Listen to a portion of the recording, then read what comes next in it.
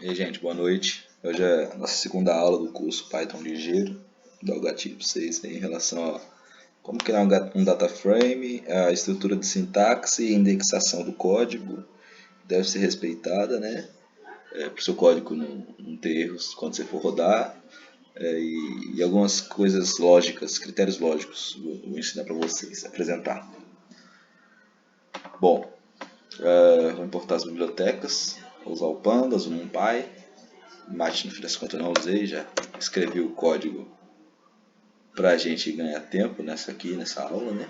E vou usar uma função de aleatória de sorteio de listas aqui, que é a choice. E no NumPy ele já vem o handle randit, se não me engano, para sortear valores aleatórios também.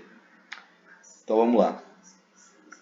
Como que o código, o Colab vai ler nosso código, vocês têm que entender. Ele vai ler sempre de cima para baixo, da direita para a esquerda e de dentro para fora. Então, por exemplo, de dentro para fora ele vai estar lendo o range, e aí depois ele vai estar lendo a lista, né? E aí vai estar lendo o restante da linha aqui, ó. Então, para cada i que existir, que é i significa um elemento dentro, poderia ser qualquer letra, mas dentro da lista ele estaria executando. Mas vou explicar para vocês aqui detalhadamente. Aqui eu fiz várias listas, né, que vão sortear os elementos dessas listas. São as opções que nós temos para criar nosso data frame. Eu vou criar esse dicionário vazio para eu adicionar os elementos e depois fazer um data frame por eles. Então, essa função for, ela pode ser um for ou while.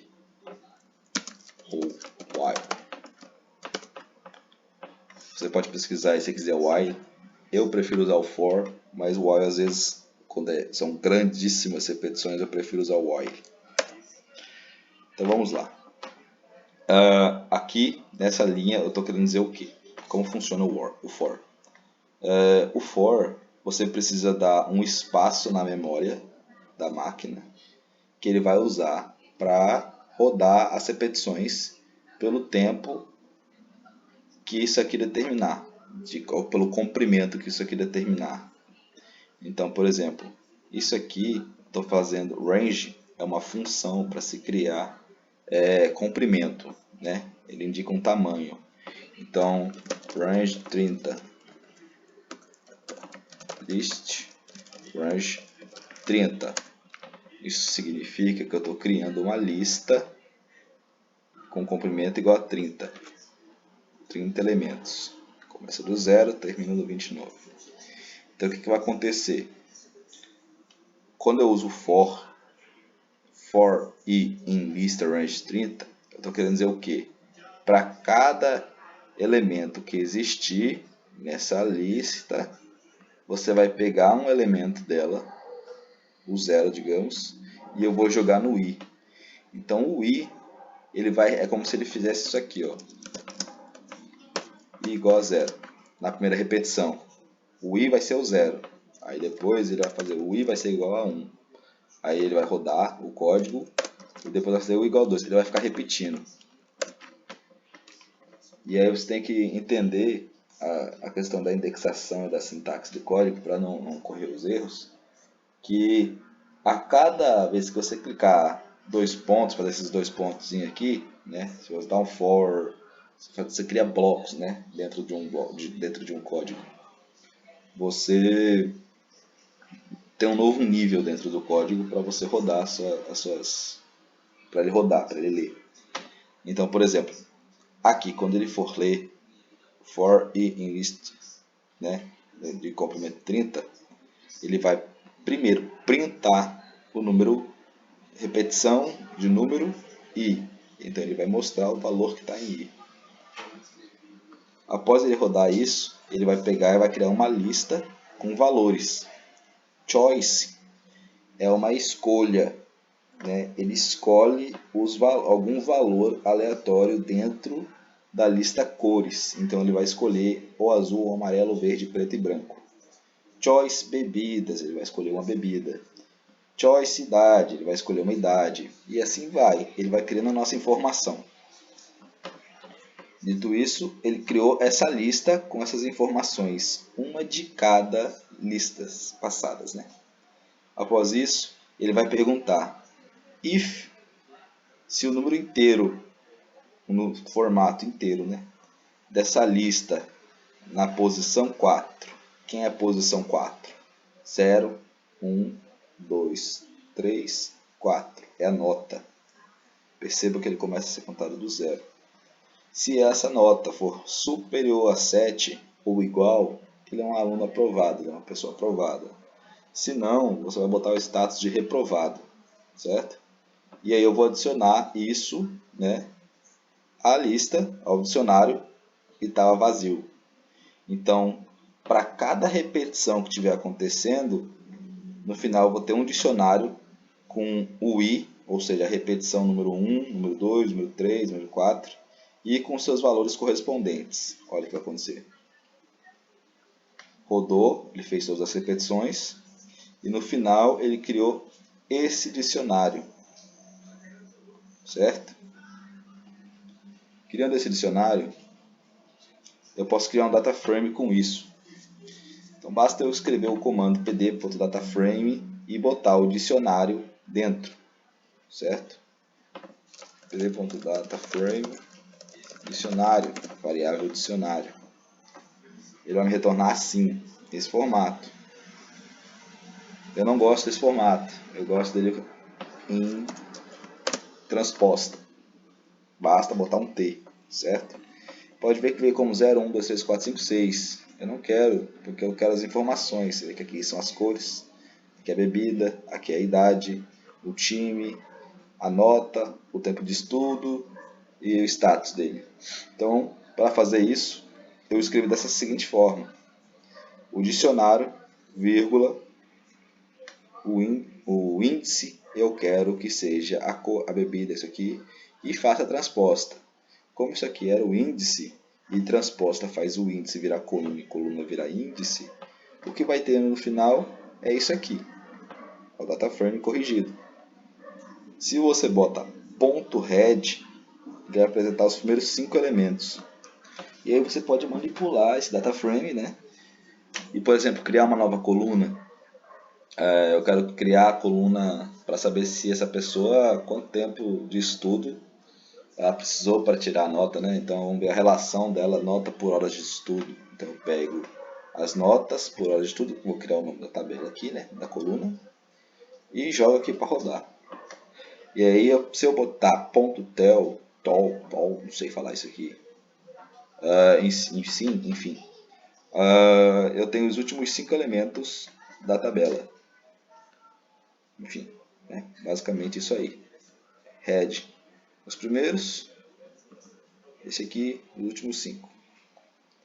Se eu aperto o dataframe.info, ele vai me dar as informações gerais desse dataframe, dessa tabela.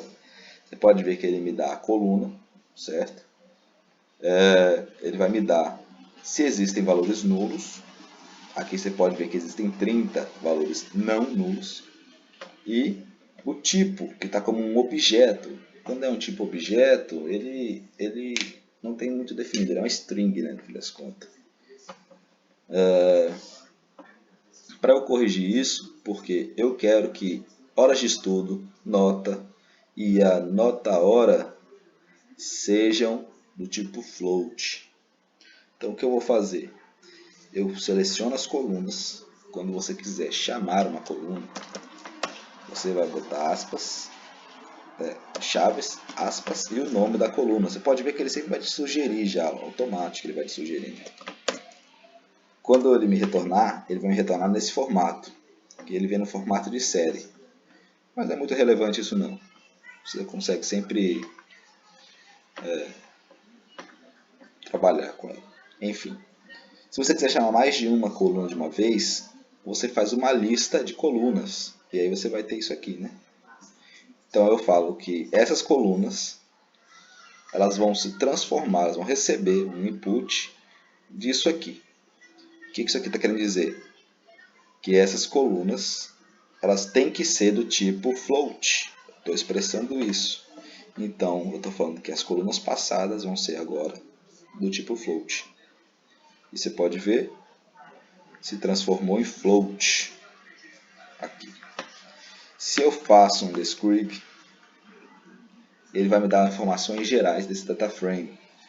E ele sempre vai priorizar informações numéricas, né? Então ele vai te dar a média, o desvio padrão, o valor mínimo, o primeiro e o terceiro quartil, a mediana e o valor máximo e mínimo, né, desse data frame, sempre resumido assim.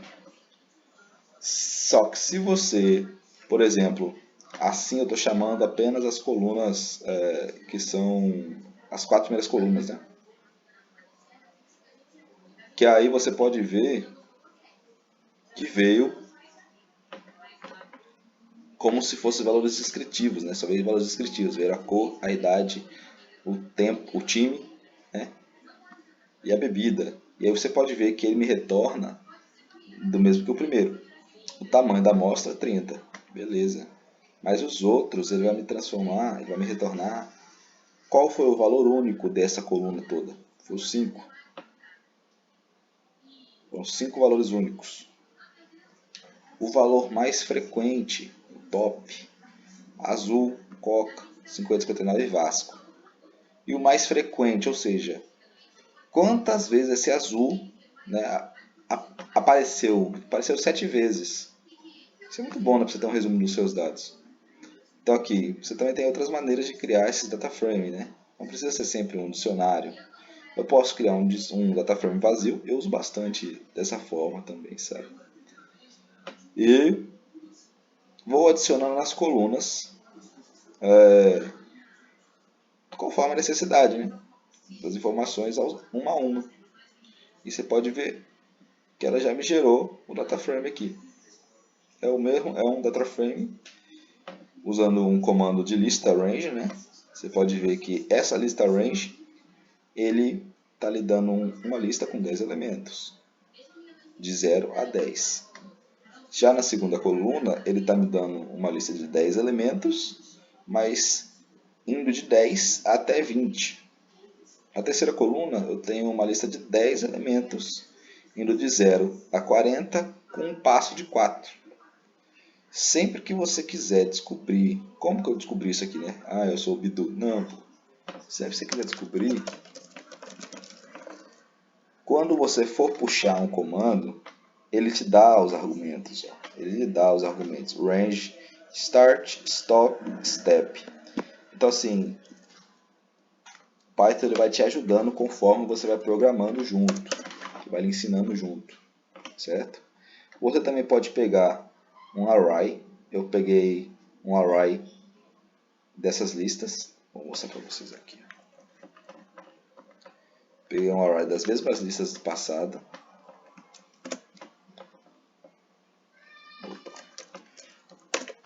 Um array, certo? E transformei no data frame. Novamente, usei o transposta e chamei os índices das colunas que eu desejava no momento, né? Porque senão ia ficar extenso. Ficar 10 colunas é muita coisa. E aí assim, pronto, mas eu não quero o data frame todo. Eu quero ver a segunda linha desse data frame. Eu quero ver esse índice 2 aqui. Na verdade, é a terceira linha, índice 2, né? Então eu uso o comando .lock. E ele vai retornar essa linha aqui, ó. Repara. 12. Opa. 2. Esse aqui é outro DF, né? Tem que pegar o DF dali. Só um instante. Repara. Linha 2. Ele vem 2, 12, 8 e 32, certo? Mas você consegue pegar mais de uma linha, por exemplo. Você pode pegar, escrevendo assim, até a terceira linha, até a segunda, né? Até o número 2.